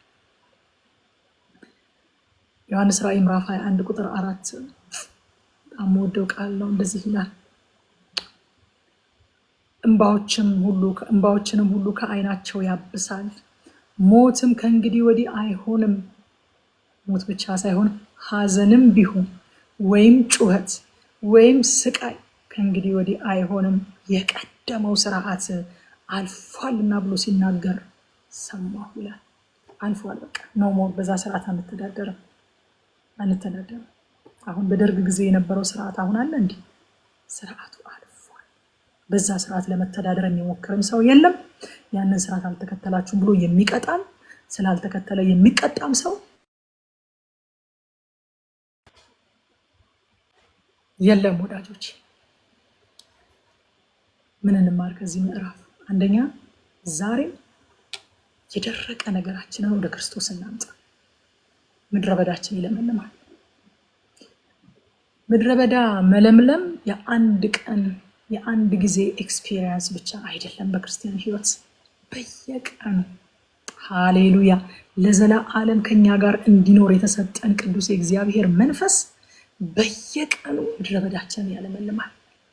በየቀኑ የደረቀብን ነገር መንፈሳዊ ቢሆን፣ አካላዊ ቢሆን፣ ስሜታዊ ቢሆን፣ አእምሮዊ ቢሆን፣ ቁሳዊ ቢሆን፣ ከሰዎች ጋር ያለ ግንኙነት ቢሆን የደረቀብንን ነገር ወደሱ እናምጣው፣ ያለመልመዋል። ሁለተኛ የሚፈራ ልብ ላላቸው እግዚአብሔር እንዲህ ይላቸዋል፣ አዳኛችሁ ይመጣል። ሃሌሉያ። የምታውቋቸው አሉ የሚፈራ ልብ ያላቸው፣ አትፍረዱባቸው፣ ወይንም በዘመኑ ቋንቋ ሙድ አትያዙባቸው አይደል የሚባለው? ዝቅ ዝቅ አታደርጓቸው። የሚፈራ ልብ ላላቸው በሏቸው የተባለው አዳኛችሁ ይመጣል፣ ይበቀልላችሁ ይመጣል፣ አዳኛችሁ አትፍሩ በሏቸው የተባለው። አዳኛቸውን እያሳየን እናበርታቸው፣ ያም አዳኛችንን እያየንን በርታ። ሶስተኛ ዕለት ዕለት በተቀደሰው መንገዳችን እንመላለስ። መንገዱ አንዴ የገባንበት ከዛ በኋላ የምንቆምበት ሳይሆን የምንመላለስበት ነው። አንውጣ፣ ከመንገድ አንውጣ። በቃ መንገድ እንደዚህ ስታችሁ ታውቃላችሁ? መኪና ስትነዱ ምናምን መንገድ ከሳታችሁ ለአደጋ የተለያየ ችግር ትጋለጣላችሁ። መስመራችሁን ጠብቃችሁ በመሄድ ሴፍ ትሆናላችሁ። ከመንገዳችን አንውጣ፣ ከክርስቶስ አንውጣ። ከሱ ስንወጣ ዋጋ መክፈል ነው ያለው። ከሱ ስንወጣ አደጋ ነው ያለው፣ ጉድጓድ ነው ያለው፣ ገደል ነው ያለው፣ ወጥመድ ነው ያለው። መንገዳችንን ጠብቀን እንመላለስ። አራተኛ ፍጻሜያችን የዘላለም ደስታ መሆኑን እያሰብን እንጽና። ዛሬ ስርዓቱ ነው የሚያሳዝነን። እኛ እድለቢሶች ስለሆንን ወይንም እኛ ክፉዎች ስለሆንን እኛን እግዚአብሔር ስለማይወደን ምናምን አይደለም። በቃ ስርዓቱ ሶሻሊዝም ከሆነ አስተዳደሩም ሶሻሊዝም ነው። ስርዓቱ ዲሞክራሲ ከሆነ አስተዳደሩም ዲሞክራሲያዊ ነው። አሁን ያለው ስርዓት ሀዘን ያለበት፣ እንባ ያለበት፣ ለቅሶ ያለበት፣ መከራ ያለበት፣ ስቃይ ያለበት፣ ጩኸት ያለበት ስርዓት ነው። ስለዚህ ዶንት ቴክ ኢት ፐርሰናል። ስለኛ አይደለም። እኛን እግዚአብሔር ስለማይወደን፣ እኛ እድለቢሶች ስለሆነን፣ እኛ ያልተባረክን ሰዎች ስለሆነን፣ እኛ ስላልዳንን፣ እኛን ጌታ ስለማያቀን፣ ስላልባረከን፣ ስላልጠበቀን አይደለም። የስርዓቱ ጠባይ ነው። አንድ ቀን ብለናል አይደለ? የመንገዱ ጠባይ ነው። አባጣ ጎርባጣ የመንገዱ ጠባይ ነው ተባብለናል። የስርዓቱ ባህሪ ነው። የቀደመው ስርዓት አልፏል የሚለውን ድምፅ እስከምንሰማ ድረስ የሚመጣውን ሐሴት እያሰብን እንጽና። ምዕራፍ 36 እንግዲህ ከዚህ ቀደም የምናውቀውን ታሪክ ነው የሚያመጣልን። ሁለተኛ ነገሥትን ስናጠና ካስታወሳችሁ ምዕራፍ 18 እና 19 እንዲሁም ዜና ላይ ሁለተኛ ዜና ምዕራፍ 32 ላይ አይተነዋል። ይሄንን ታሪክ የሰናክሬም ዛቻ በኢየሩሳሌም ላይ የሚል ሐሳብ ነው ያለው። ታሪኩ የተፈጸመው እንግዲህ ከክርስቶስ ልደት በፊት ከ700 ዓመት በፊት ነው። በ700 ዓመተ ዓለም ነው ታሪኩ የተፈጸመው። ያ ማለት ኢሳያስ ባገለገለበት ዘመን ነው እና ኢሳያስ ያገለገለበት ዘመን ላይ የተፈጠረ ታሪክ ስለነበረ ደግሞ ከሁለተኛ ነገሥት 18 እና 19 እንዲሁም ከአንደኛ ዜና ምዕራፍ 32 በተጨማሪ ለሶስተኛ ጊዜ ነው ኢሳያስ በምዕራፍ 36 እና 37 ላይ የጻፈልን ይህንን ታሪክ ማለት ነው። እሱ ያገለገለበት ዘመን ስለነበረ እዛም ቦታ ላይ ስናየው ነበር። ይሄ ኢሳያስ ነው በኋላ ትንቢተ ኢሳያስ ላይ የምናገኘው እየተባባለን ነበረ እና ከሱ ፐርስፔክቲቭ ደግሞ ያሳየናል። ጌታ ደግሞ ሁል ጊዜ ጉባኤን በከንቱ የማይጠራ አምላክ ስለሆነ ነገስት ላይ አጥንታችሁታል ብሎ ዜና ላይ ችላ አላለንም አይደለ? ዜና ላይ ስናገኘው ታሪኩን ሌላ ፐርስፔክቲቭ ደግሞ ያሳየን አይደለ? ነገስት ላይ ታሪካዊ ክስተቱን ነው ያሳየን። ታሪካዊ ክስተቱን እንደወረደ የተፈጠሩትን የተከሰቱትን ነገሮች ፖለቲካሊ ሂስቶሪካሊ ነው ያስቃኘን። ዜና ላይ ስንመጣ ግን ከዛ ታሪካዊ ክስተት ጀርባ ከዛ ፖለቲካዊ ሴራ ጀርባ የነበረውን መንፈሳዊውን ነገር እንዲሁም ኪዳናዊውን ነገር ዜና ላይ አግኝተነዋል እና ዛሬ ደግሞ ኢሳያስ ላይ ትንቢታዊና ስነ መለኮታዊ ፋይዳውን ደግሞ ኢሳያስ ያሳየናል። እስኪ በኢሳያስ መነጽር አይደለ? የጌታ ኢየሱስ ክርስቶስን ታሪክ እንደምታውቁት 4 ወንጌላውያን ናቸው አይደል የጻፉት፣ ግን 4ቱም የየራሳቸው መነጽር አላቸው። በማቴዎስ መነጽር ልክ አንድ ዳይመንድ እንደዚህ ባዞር ነው ቁጥር የተለያየ ከለር እንደሚያንጸባርቅ ወንጌላት እንደዛ ናቸው ይባላል። ይሄም ታሪክ ልክ እንደዛው ነው። ነገስት ላይ አይተነዋል በታሪካዊ ክስተትነቱ።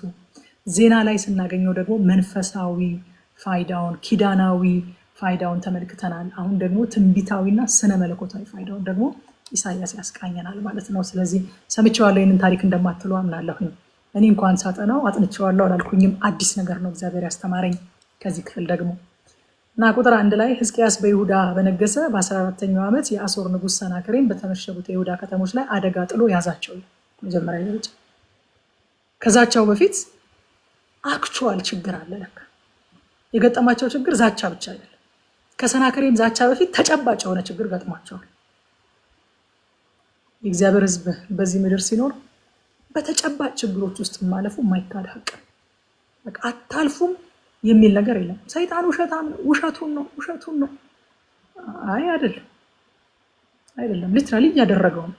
ይዟቸዋል፣ ከተሞቹን አደጋ ጥሎ ይዟቸዋል፣ ወሯቸዋል፣ ተቆጣጥሯቸዋል። ውሸት አይደለም። እምነት ማለት መካድ ማለት አይደለም። እምነት ሁኔታውን አክሰፕት ያደርጋል፣ የተፈጠረውን ነገር አክሰፕት ያደርጋል። ከዛ በኋላ ግን ከችግሩ ይልቅ እግዚአብሔር እንደሚበልጥ ያምናል። ተይዘዋል ከተሞቹ። አክቹዋሊ የሆነ ተጨባጭ የሆነ ችግር ገጥሟቸዋል እግዚአብሔር ሕዝብ። ጌታ እንደዚህ ያለ በዮሐንስ ወንጌል ምዕራፍ 16 ቁጥር 33 ላይ በእኔ ሳላችሁ ሰላም እንዲሆንላችሁ ይህን ተናግሬያችኋለሁ አለ። በዓለም ሳላችሁ መከራ አለባችሁ፣ ነገር ግን አይዟችሁ እኔ ዓለሙን አሸንፌዋለሁ። አያችሁ ጌታ እንዴት ባላንስ አድርጎ እንዳስቀመጠልን። በዓለም ሳላችሁ መከራ ውሸት ነው፣ ሰይጣን እየዋሸ ነው። መከራ የሚባል ነገር የለም፣ እየዋሸ ነው ሰይጣን አይደለም ያለው። መከራ አለባችሁ በዓለም ሳላችሁ ግን ሃሌሉያ አይዟችሁ እኔ ዓለሙን አሸንፌዋለሁ። this is the balance በቃ this is the balance። እዛ ከቁጥር 2 እስከ 10 ድረስ እንደምታስታውሱት የሰናክሬምን ዛቻና የማስፈራሪያ መልእክት የተናገረበት ስፍራ ነው። ቁጥር 2 ላይ የአሦርም ንጉስ ራፋስቂስን ከብዙ ሰራዊትም ጋር ከለኪሶ ወደ ንጉሱ ወደ ሕዝቅያስ ወደ ኢየሩሳሌም ላከ። እርሱም ይላል በአጣቢው እርሻ መንገድ ባለችው በላይኛይቱ ኩሬ መስኖ አጠገብ ቆመ ይላል። እኔ ቦታው ነው በጣም ልቤን የያዘው ቦታው። ይሄ ቦታ የአጣቢው እርሻ መንገድ የተባለው ይሄ ቦታ ኢሳያስ ምዕራፍ 7 ላይ ኢሳያስ ለንጉስ አካዝ የሶሪያ ንጉስና የይሁዳ ንጉስ አያጠፉም የሚልን መልእክት የተናገረበት ቦታ ነው። ጉድ ኒውስ የተሰማበት የሚያጽናና ልብ የሚደግፍ የእግዚአብሔር ድምፅ የተሰማበት ቦታ ነው ይሄ ቦታ። አሁን ደግሞ የጠላት ዛቻ ከዛው ቦታ ላይ መጣ። አይገርማችሁ? ቁጥር ምዕራፍ 7 ከቁጥር 1 እስከ 4 ድረስ ታገኙታላችሁ ታሪኩ። የምስራች ድምፅ ከተሰማበት ከዚያው ስፍራ የጠላት ዛቻና ማስፈራሪያ ተሰማ። ምን ያስተምረናል ይሄ? የጠላት ድምፅ የሚመጣው የእግዚአብሔር ድምፅ ከመጣበት ስፍራ ርቆ አይደለም። ብዙ ጊዜ የምንታለለው ከሌላ ቦታ ነው የምንጠብቀው የጠላትን ድምፅ፣ ከሩቅ ቦታ አይደለም ወዳጆቼ። የእግዚአብሔርን ድምፅ ከሰማንበት ቦታ ብዙም ሳይርቅ ነው የሚመጣው። ስለዛ ስፍራ ያላቸው ሜሞሪ ምንድን ነው? የእረፍት የዴሊቨራንስ መልእክት የመጣበት እግዚአብሔር ህዝቡን ያጽናናበት ስለነዚህ ስለሚጤሱ እንጨቶች አያጠፉህም፣ አይነኩህም፣ አትፍራቸው የሚል የእግዚአብሔር የሚያጽናና ቃል የመጣበት ቦታ ያወታ። አሁን ደግሞ የጠላት ድምፅ ከዛው ቦታ ላይ መጣ። ከዛው ቦታ ላይ እንደውም ክሌም ያደርጋሉ። እግዚአብሔር ሳይልከኝ ይመስልሃል ይላል አይደል? ክፍሉን ቅድም ስናነብ ታስታውሳላችሁ። ይህችን ከተማ ለማጥፋት የተነሳሁት እኔ በእውኑ እግዚአብሔር ሳይልከኝ ይመስልሃል? አያችሁ፣ ከዛው ቦታ ላይ የእግዚአብሔርን መልእክት ሰምተዋል። ከዚህ በፊት ሳይልከኝ ይመስልሃል ብሎ ሁሉ ክሌም ያደርጋል። አስታውሳችሁ ማቴዎስ ወንጌል ምዕራፍ 16 ከቁጥር 14 እስከ 17 ከቁጥር 16 እስከ 17 ያለውን መጀመሪያ ላንብበውና ከ21 እስከ 23 ያለውን ደግሞ አነባለሁ ጊዜ ለመቆጠብ። እንደዚህ ይላል። ስምዖን ጴጥሮስን መልሶ ይላል አንተ ክርስቶስ የሕያው እግዚአብሔር ልጅ ነህ አለ ይላል። ሰዎች ማን ይሉኛል ሲላቸው እኮ አንዱ ኤልያስ ይለዋል፣ አንዱ ከነቢያት አንዱ ይላል፣ አንዱ ነብዩ ነው ይልሃል ምናምን እና ከዛ እናንተ ማን ትሉኛላችሁ ሲላቸው አንተ አለ ክርስቶስ የሕያው እግዚአብሔር ልጅ ነህ አለ። ወዳጆች ይሄ ሬቬሌሽን ማለት ቤተክርስቲያን የተተከለችበት ሬቬሌሽን እንደሆነ ታውቃላችሁ። በዚህ አለት ላይ ያለ ጌታ በቃ ልክ ከአፉ ሲወጣ ቃሉ አለቱ እኮ ጴጥሮስ አይደለም ቤተክርስቲያን የተተከለችበት፣ በዚህ አለት ላይ ያለ አሁን በተናገርከው መገለጥ ላይ በዚህ ሬቬሌሽን ላይ ምን በሚለው ሬቬሌሽን ላይ ኢየሱስ ክርስቶስ የሕያው እግዚአብሔር ልጅ ነው በሚለው ሬቬሌሽን ላይ ቤተክርስቲያኔን እሰራለሁ፣ የገሃነም ደጆች አይቋቋሟትም ያለበት ያ አስደናቂ ሬቬሌሽን ቁጥር 17 ላይ ኢየሱስ መልሶ እንዲህ አለው የዮና ልጅ ስምዖን ሆይ በሰማይ ያለው አባቴ እንጂ ስጋና ደም ይህን አልገለጠልህምና ብፁዕ ነህ። ከዚያው ቦታ ከዚያ ሰው ላይ ቁጥር 21 እስከ 23 ድረስ የመጣውን መልእክት አንብብላችሁ። ከዚያን ቀን ጀምሮ ኢየሱስ ወደ ኢየሩሳሌም ይሄድ ዘንድ ከሽማግሌዎች ከካህናት አለቆችና ከጻፎችም ብዙ መከራ ይቀበልና ይገደል ዘንድ በሶስተኛውም ቀን ይነሳ ዘንድ እንዲገባው ለደቀ መዛሙርቱ ይገልጥላቸው ጀመር ይላል። ቁጥር 22 ጴጥሮስን ወደ እሱ ወስዶ አይሆንብህ ጌታ ሆይ ይህ ከቶ አይደርስብህም ብሎ ሊከስሰው ጀመረ።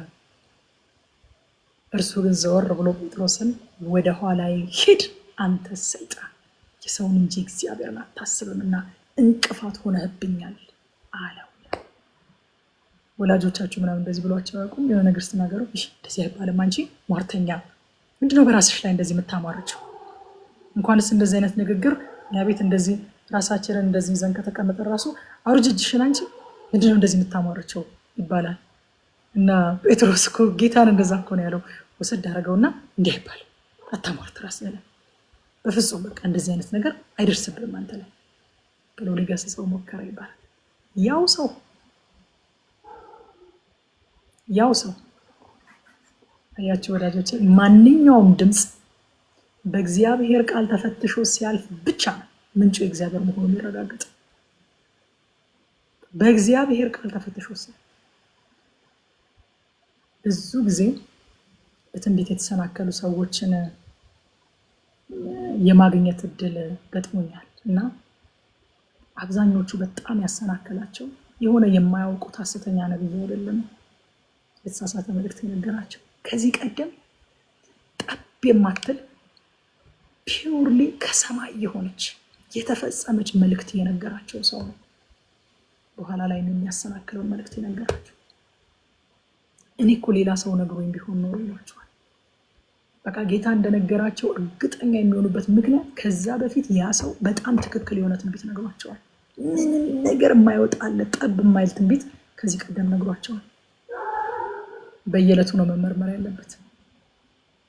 ጌታ ጴጥሮስማ እንደዚህ አይልም፣ ጴጥሮስ ሊሳሳት አይችልም አላለም። ፊት ለፊት ነው የገሰጸው። ጴጥሮስም ቢሆን የሚናገረው ነገር በየዕለቱ በእግዚአብሔር ቃልና በእግዚአብሔር መንፈስ መመርመር አለበት። ወዳጆቼ ነገሩን የምትሰሙበት ቦታና ነገሩን የነገራችሁ ሰው አይደለም ነገሩን እውነት የሚያደርገው። የእውነት ሁሉ መመዘኛ የሆነው የእውነት ሁሉ ቱንቢ መለኪያ የሆነው የእግዚአብሔር ቃል መዝኖት ለክቶት ትክክል ነው ሲለው ነው ትክክል የሚሆነው። ከዚያው ስፍራ ላይ ነው ባድ ኒውስ የመጣላቸው።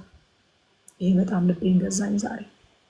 ከቁጥር 4 እስከ 7 ጠላት የሚጠቀምበት ስልት ምን እንደሆነ ያሳየናል። አስቀድሞ ማንነታችንንና የታመንበትን ጥያቄ ውስጥ ማስገባት ነው የጠላት ስልት። አንተ ማን ነህ ይለዋል ሕዝቅያስ። አንተ ማን ነህ? የታመንክበትስ ምንድን ነው? ይሄ ነው የጠላት ስልት። በቃ ከለሩን ነው እንጂ የሚቀያየረው በመሰረታዊነት ሁል ጊዜም ኮስችን እንድናደርግ ጥያቄ ምልክት ውስጥ እንድናስገባ የሚፈልገው አይደንቲቲያችንንና የታመንበት የተደገፍንበት አንተ ማነህ? የታመንክበትስ ማን ነው ይለዋል። እኔማ ኪዳን ያለኝ ሰው የታመንኩበት ደግሞ የአማልክት ሁሉ አምላክ የጌቶች ሁሉ ጌታ የሰራዊት አምላክ እግዚአብሔር ይባላል። ይሄ ነው መልሱ። በቃ እነዚህን ጥያቄ ውስጥ ለማስገባት ነው ግን የሚሰነዘረው ዛቻ ዓላማ። ማቴዎስ ወንጌል ምዕራፍ 4 ላይ ካስታወሳችሁ ጌታችን ሲፈተን 2 ነገሮችን እንዲጠራጠር ለማድረግ ነበር የሰይጣን ዓላማ። አንደኛው የእግዚአብሔር ልጅነቱ፣ አያችሁ፣ ማንነቱ የእግዚአብሔር ልጅ ከሆንክ ነበር የሚለው ካስታወሳችሁ። ልክ ሲጠመቅ የመጣለት ቃል በመጣላችሁ ቃል ነው በነገራችን ላይ ፈተና የሚመጣው። ከቃሉ የተነሳ እኮ ነው ፈተነው የሚለው። ዮሴፍን ራሱ ከቃሉ የተነሳ እኮ ነው ተፈተነ የሚለው። ጌታም ከመጣለት ቃል ጋር ነው ፈተናው አብሮ የመጣው። ትንቢት አላችሁ፣ ትንቢታችሁ ነው የሚፈተነው። እግዚአብሔር ተናግሯቸዋል፣ እግዚአብሔር በተናገራችሁ ነገር ነው የምትፈተኑት። ጌታ ሲጠመቅ የመጣለት ቃል ምንድን ነው? የምወደው ልጄ ይህ ነው እርሱን ስሙት፣ በእርሱ ደስ የሚለኝ የምወደው ልጄ ይህ ነው እርሱን ስሙት የሚል ቃል የመጣለት አይደለ? ይህንን ኮስችን እንዲያደርግ ነው የጠላት ዓላማ። ስለዚህ መጥቶ የእግዚአብሔር ልጅ ከሆንክ ይለዋል። የእግዚአብሔር ልጅ ከሆንክ፣ ነቢይ ከሆንሽ፣ ዘማሪ ከሆንሽ፣ አገልጋይ ከሆንክ፣ አስተማሪ ከሆንሽ፣ ፓስተር ከሆንክ፣ ወንጌላዊ ከሆንሽ፣ በመጣላችሁ ትንቢት በመጣላችሁ ቃል እሱን እንድትጠራጠሩ አይደንቲቲውን ኮስችን እንዲያደርግ የእግዚአብሔር ልጅ ከሆንክ አለው። ሁለተኛ ደግሞ የሚያድንህ ከሆነ መላእክቱን ስለአንተ ያዛቸዋል፣ እንዳትደናቀፍ እጆቻቸውን ዘርግተው ያነሱሃል ተብሎ ተጽፏል። እስኪ የሚያድንህ ከሆነ ከዚህ ተራራ ላይ ራስህን ወርውር። አያችሁ፣ አንተ የእግዚአብሔር ልጅ ከሆንክ ከዛ የምታመልከው የሚያድንህ ከሆነ አዳኙን እንዲጠራጠር፣ ማንነቱን እንዲጠራጠር ሁልጊዜም አሰራሩ ይሄ ነው። ከዛ መጨረሻ ወድቀህ ስገድ። የሰናክሬም መልእክትም የኪዳን ሕዝብ መሆናቸውን እግዚአብሔር ሊታደጋቸው እንደሚችል እንዲጠራጠሩና ለሱ እንዲሰግዱ ለሱ እንዲገብሩለት በቃ ደስሲት ማቴዎስ 4 ላይ የምናየው አካሄድ ነው እዚህ ጋር የምናገኘው ማለት ነው። ቁጥር 6 ላይ እነሆ በዚህ በተቀጠቀጠ በሸምበቆ በትር በግብጽ ትታመናለህ፣ ሰው ቢመረኮዘው ተሰብሮ በእጁ ይገባል፣ ያቆስለውማል። የግብጽ ንጉሥ ፈርዖንን ለሚታመኑት ሁሉ እንዲሆኑ ይላል። ካስታወሳችሁ ሰሞኑን ስናይ ኢሳያስ በግብጽ እንዳይታመኑ በተደጋጋሚ እስራኤልን አስጠንቅቋቸዋል። እስራኤል ግን በግብጽ ለመታመን ልባቸው በጣም ይከጅል ነበር። ልባቸው በጣም ወደ ግብጽ ይኮበልል ነበር። አያችሁ ወዳጆች፣ እግዚአብሔር ብቻ ሳይሆን ጠላታችን እንኳን በማን እንደምንተማመን ያውቃል። ልባችንን ማን ላይ እንደምናሳርፍ ጠላታችን እንኳን ያውቃል። የሚንቀንም የሚፈራንም በማን እንደምንተማመን አይቶ ነው። እኛማ ስጋና ደም ነን፣ ከሱ ጋር በምን እንፎካከራለን? የምንተማመንበትን አይቶ ግን ወይ ይንቀናል ወይ ይፈራናል። እዛ ቁጥር 7 የአሦራውያን ባለስልጣን ንግግሩን በመቀጠል እንዲህ አለ ይላል። እኔ የምታመነው በአምላኬ በእግዚአብሔር ነው ትል ይሆናል። ታዲያ የይሁዳና የኢየሩሳሌም ሕዝብ በዚህ በአንድ መሰዊያ ብቻ እንዲያመልኩ ፈልገህ የእግዚአብሔርን መሰዊያዎችና የማምለኪያ ስፍራዎች ያፈራረስክ አንተ ሕዝቅያስ አይደለህምን? እንዴት ትዊስት እንደሚያደርግ ሕዝቅያስ ያደረገውን ተሐድሶ ታስታውሳላችሁ። የማምለኪያ አጸዶችን፣ ጣዖት የሚመለክባቸውን ስፍራዎች፣ ከፍ ያሉትን መስገጃዎች እነሱ ነው ያፈራረሰው። የእግዚአብሔርን መሰዊያ አይደለም ያፈራረሰው። በትክክለኛ መንገድ ነው ተሐድሶ ያደረገው ሕዝቅያስ። ሕዝቅያስ ያደረገውን ትክክለኛውን ተሐድሶ በተጣመመ መንገድ በመጥቀስ የጣዖታትን ማምለኪያ ሳይሆን የእግዚአብሔርን መሰዊያ እንዳፈረሰ አድርጎ ይናገራል። ሰይጣን ሁልጊዜ ሀፍ ትሩዝ ነው የሚይዘው። ማምለኪያዎችን እንዳፈረሰ አልካደም፣ ግን የማንን ማምለኪያ እንዳፈረሰ ግን አጣሞ አቅርቧታል። ማቴዎስ 4 ላይም ጌታችንን ሲፈትነው እውነተኛውን የእግዚአብሔርን ቃል አጣመመው እንጂ ሙሉ ለሙሉ አልካደው። ጥቅስ ይጠቅሳል፣ ግን በተጣመመ መንገድ ነው የሚጠቅሰው። ጥቅስ የጠቀሰ ሁሉ ከእግዚአብሔር አይደለም። ጥቅሱ የተጠቀሰበትን መንገድ መመርመርና ተብሎ ተጽፏል ብሎ መመለስ ያስፈልጋል። ተብሎ ተጽፏል ለማለት ግን ሁልጊዜ እንደምለው ተብሎ የተጻፈውን በልባችን መያዝ ያስፈልጋል። የማናውቀውን ነገር ተብሎ ተጽፏል ልንል አንችልም። ጌታ በምድረ በዳ ሲፈተን በነገራችን ላይ ጥቅልል መጽሐፍ ይዞ አይደለም የተፈተነው፣ እየገለጠ አይደለም። ቆይ አንድ ጊዜ መዝሙር 91 ላይ እንደዚህ ነው እንዴ ተብሎ የተጻፈው እያለ አልነበረም ሲፈተን የነበረው። he memorized it። ደስ አይልም? የእግዚአብሔርን ቃል ሜሞራይዝ አድርጎት ነበረ፣ በልቡ ሰውሮት ነበረ፣ አፉ ላይ አስቀምጦት ነበረ፣ በቃሉ ይዞት ነበረ። ስለዚህ ተብሎ ተጽፏል ብሎ መለሰለት። ወዳጆቼ ሰይጣን ጥቅስ አይጠቅስም ብላችሁ እንዳትታለሉ። ይጠቅሳል፣ ግን አጣሙ ነው የሚጠቅሰው። መጣመሙን የምታውቁት ደግሞ ትክክለኛውን ስታውቁት ነው። ትክክለኛውን ስናውቅ ቁጥር 11 እስከ 20 ህዝቡ እንዳይሰሙት በዕብራይስጥ ቋንቋ አትናገር ሲሉት የለም እንዲሰሙኝ ነው የምፈልገው ብሎ በዕብራይስጥ ቋንቋ ሲናገር እናየዋለን። 16 ላይ እንደዚህ ከ16 እስከ 17 እንደዚህ ይላል። ሕዝቅያስን አትስሙ ይላቸዋል። ሕዝቅያስን አትስሙ፣ የአሦር ንጉሥ እንዲህ ይላቸዋል፣ ከኔ ጋር ተስማሙ፣ ወደ እኔም ውጡ። ከዚያም እያንዳንዳችሁ ከወይናችሁ ከበለሳችሁ ትበላላችሁ፣ ከጉድጓዳችሁ ውሃ ትጠጣላችሁ። ይኸውም መጥቼ የእህልና የአዲስ ወይን ጠጅ ምድር ወደ ሆነችው የእንጀራና የወይን ምድር ወደ ሆነችው ምድራችሁን ወደምትመስል አገር እስካፈልሳችሁ ድረስ ነው። አያችሁ፣ ጊዜያዊ ሰላምን በዘላቂ ባርነት ሳንዱች አድርጎ ነው እየሰጣቸው ያለው። ጊዜያዊ ሰላምን በዘላለማዊ ባርነት በዘላቂ ባርነት ለውሶ ነው እያቀረበላቸው ያለው። ወዳጆቼ እንዳትታለሉ፣ ጠላት ምን ጊዜም በሚሰጠው ጊዜያዊ ስጦታ ውስጥ ዘላለማዊ ባርነትን ይሸሽጋል። አለ በውስጥ የተሸሸገ ባርነት። አትፍሩ አለ። እያንዳንዳችሁ ከወይናችሁ ከበለሳችሁ ትበላላችሁ፣ ከጉድጓዳችሁ ውሃ ትጠጣላችሁ አለና አፈልሳችኋለሁ፣ አግዛችኋለሁ፣ ምርኮ አድርጌ ወስዳችኋለሁ፣ ወደ ባርነት ሀገር ትሄዳላችሁ። እስከዛ ድረስ አንዳንድ ጊዜ ጠላት ነፃ ስጦታ ያለው መስሎን እንታለላለን። በጣም እንታለላለን። ዮሐንስ ወንጌል ምዕራፍ 10 ቁጥር 10 ላይ እንደዚህ ይላል፣ ሌባው ሊሰርቅና ሊያርድ ሊያጠፋም እንጂ ስለሌላ አይመጣም፣ እኔ ሕይወት እንዲሆንላችሁ እንዲበዛላችሁ መጣሁ አለ ጌታ። whatever the system, whatever the method is ማለት ነው። ምንም አይነት ሜተድ ይጠቀም፣ ምንም አይነት ነገር ሰጣችኋለሁ ይበል፣ the devil has no free gift። በፍጹም ነፃ ስጦታ የለው። ነፃ ስጦታ ያለው የኔና የናንተ አምላክ እግዚአብሔር ብቻ። እግዚአብሔር ሌላ ነገር ምንም ኢንቴንሽን ሳይኖረው ከኛ የሚፈልገው ምንም ነገር ሳይኖር እንዲሁ የወደደን ሳይገባን እንዲሁ ስጦታ የሰጠን የዘላለም ቅዱስ እግዚአብሔር ብቻ ነው። ሰይጣን ነፃ ስጦታ የለው። ይመስላል ነፃ ይመስላል። ብሉ፣ ጠጡ፣ ዘና በሉ አላቸውና እስካፈልሳችሁ ድረስ ባርነት አለ። ሁል ጊዜ የጠላት ስጦታ በውስጡ የተሸሸገ ባርነት አለ። ይመስላል ጊዜያዊ ደስታ ሊሰጣችሁ ይችላል፣ ከጀርባው ግን ባርነት አለች።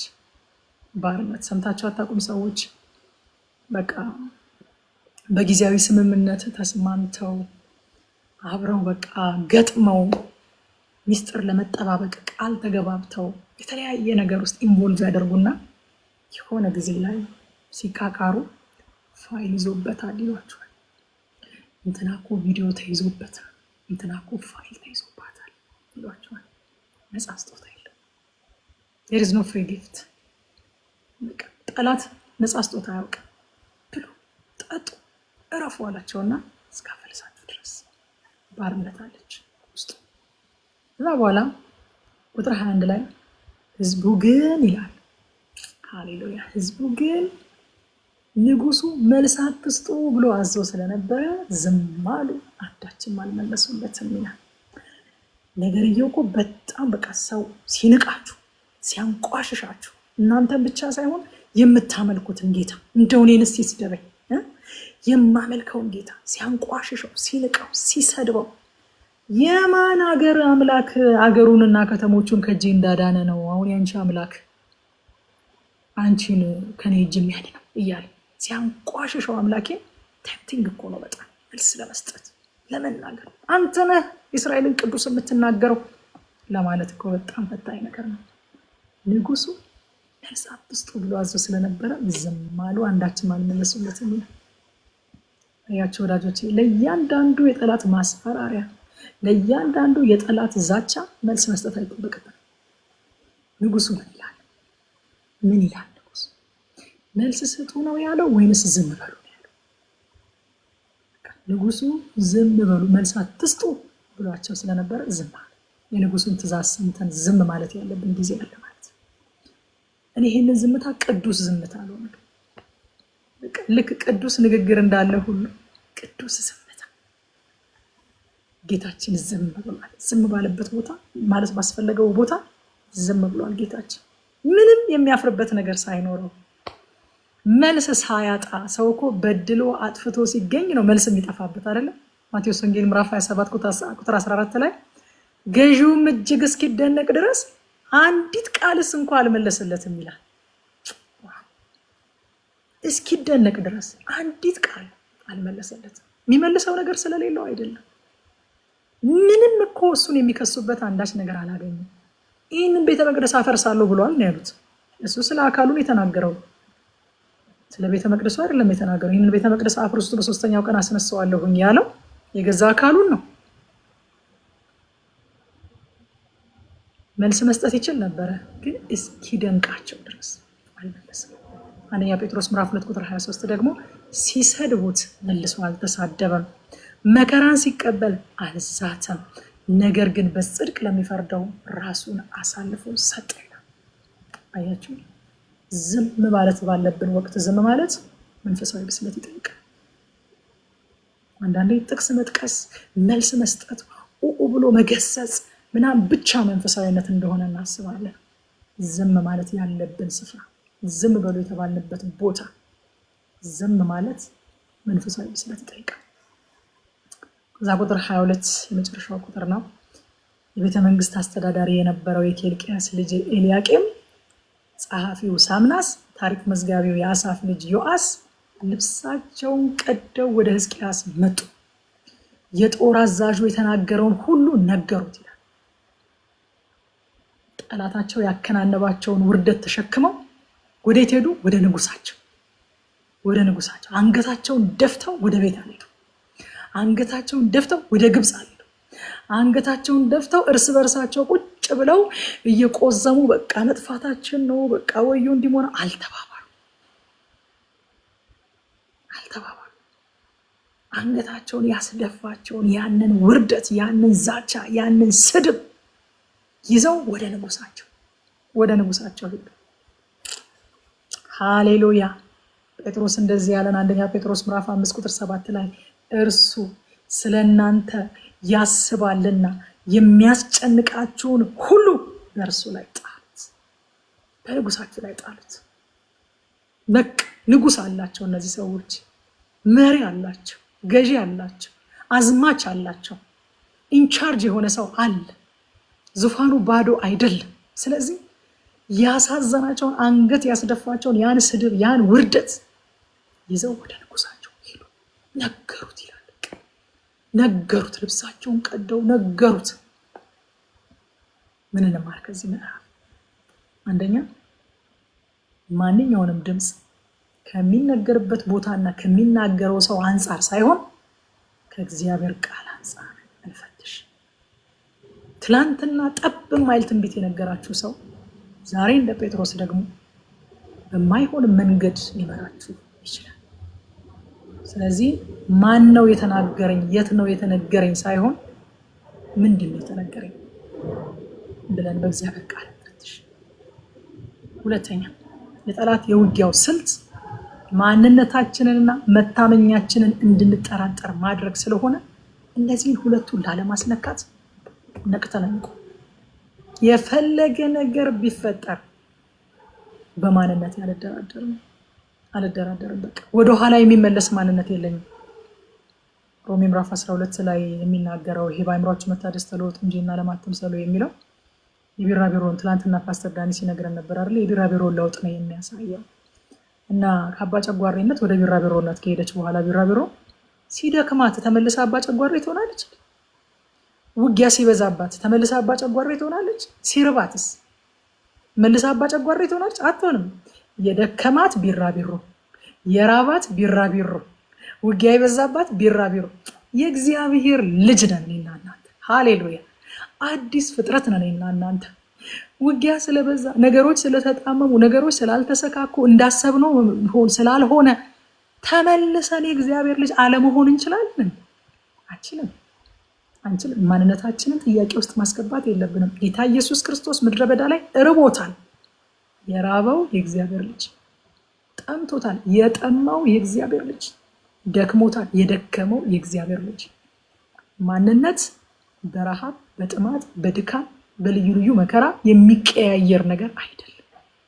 ካባ አይደለም። ማንነት ካባ አይደለም። አንድ የምናወልቀው አንድ የምንለብሰው ካባ አይደለም። ማንነት ስለራበው፣ ምግብ ስላላገኘ፣ ስለደከመው፣ ስለጠማው እግዚአብሔር ልጅነቱ አይሻርም። ይሄ የሰይጣን ሀሳብ ነው። የእግዚአብሔር ልጅነቱን በዚህ እንዲጠረጥር ሊያደርገው። ስለራበኝማ አልጠረጥረውም እግዚአብሔርን።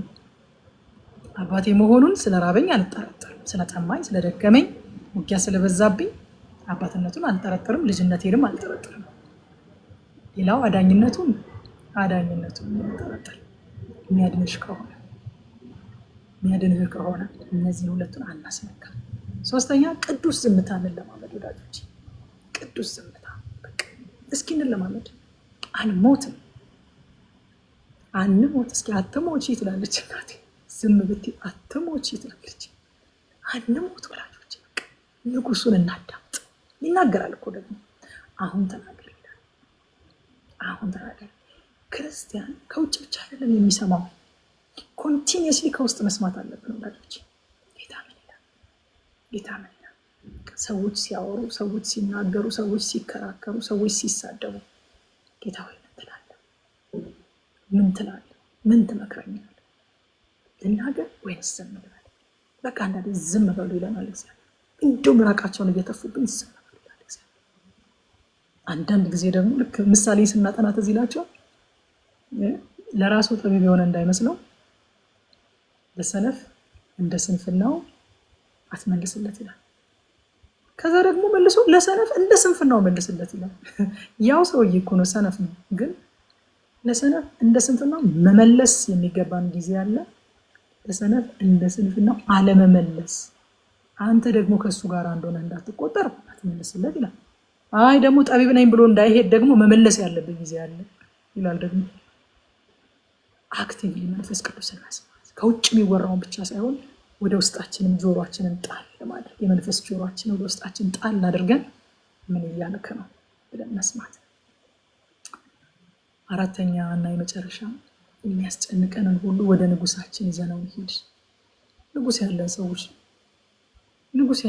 እንዴ አሁን እኔ እንደው አያርገውና ሱዳን ልትወረን ነው የሚል ወሬ ድንገት በሆነ አጋጣሚ የሆነ መረጃ እጄ ላይ ቢገባ ወይኔ ጉዴ ምንድነው ማድረግ ያለብኝ?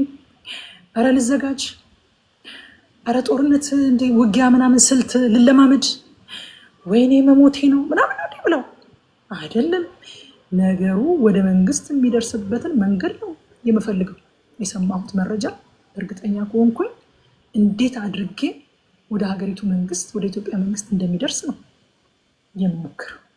አይደል እንዴ ወዳጆች? ንጉስ አለን እኮ እንዴ! ንጉስ ዙፋኑ ባዶ አይደለም። እናንተ ዙፋኑ ባዶ አይደለም። የሚያስጨንቃችሁን ሁሉ እኔ ላይ ጣሉት ያለ ንጉስ አለ። በቃ ልብሳቸውን እየቀደዱ ወደ ቤት አልሄዱ። ወደ ቤት ልብሳችሁን እየቀደዳችሁ ወደ ጓደኛ አትሂዱ። ልብሳችሁን እየቀደዳችሁ ወደ ሆነ ቦታ አትሂዱ። ወደ ሆነ አምላክ የለሽ ወደ ጻፋቸው ጽሁፎች አትሂዱ። የሆነ አምላክ የለሽ ወደ ሰራቸው ቪዲዮዎች ለመጽናናት አትሂዱ። ወደ ንጉሳችሁ ያስጨነቃችሁን፣ ያሳፈራችሁን፣ ከአቅማችሁ በላይ የሆነባችሁን፣ ያስፈራራችሁን፣ የዛተባችሁን፣ የሚያስጨንቃችሁን ሁሉ ይዛችሁ ወደ ንጉሳችሁ ወደ ንጉሳችን ወዳጆች ጌታ ይባረክ።